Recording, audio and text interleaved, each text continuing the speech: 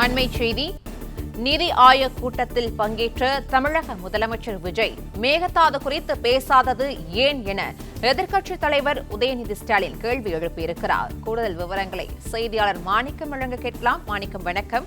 முதலமைச்சருக்கு எதிர்க்கட்சித் தலைவர் உதயநிதி ஸ்டாலின் கேள்வி எழுப்பியிருக்கிற நிலையில் இது தொடர்பான விவரங்களை பதிவு பண்ணலாம்.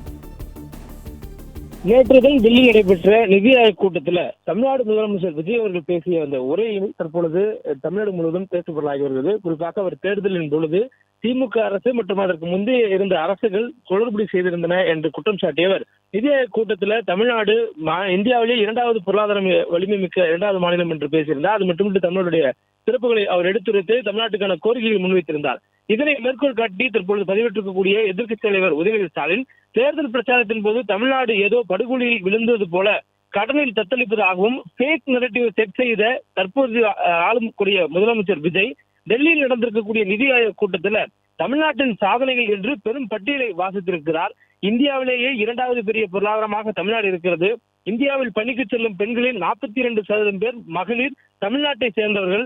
பெண் கல்வி, பாதுகாப்பு, சுகாதாரம் போன்றவற்றில் முன்னேற்றம், மகளிர் சுய உதவி குழுக்களின் வளர்ச்சி என்று முதலமைச்சர் நிதி ஆயோக் கூட்டத்தில் பேசியிருக்கிறார்.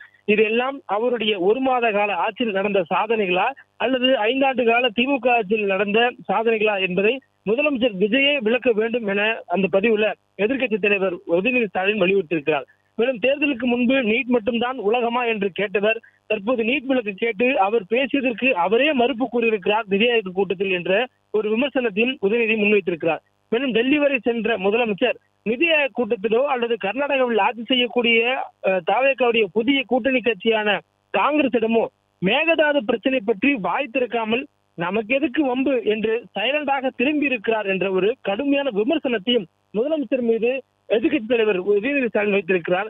மேலும் மொத்தத்தில் நிதி ஆயோக் கூட்டத்தில் திமுக அரசுடைய சாதனைகளை முழுக்க ஸ்டிக்கர் ஒட்டி அவருடைய சாதனை போல பேசியதாகவும் பொய்களையும் அவதூறுகளையும் அள்ளி வீசி மக்களை ஏமாற்றி வெற்றிருக்கக்கூடிய இந்த போலி வெற்றி நீண்ட நாட்கள் நிலைக்காத சிஎம் சார் என எதிர்க்கட்சித் தலைவர் உதயநிதி ஸ்டாலின் அந்த பதிவில் குறிப்பிட்டிருக்கிறார். மேலும் உண்மை நிச்சயம் வெல்லும் என்றும் அவர் அந்த பதிவில் குறிப்பிட்டிருக்கிறார். பிளே ஸ்டோர் மற்றும் ஆப் ஸ்டோரில் இருந்து பாலிமர் செயலியை QR கோடு மூலம் பதிவிறக்கம் செய்யுங்கள். செய்திகளை உடனுக்குடன் பெறுங்கள்.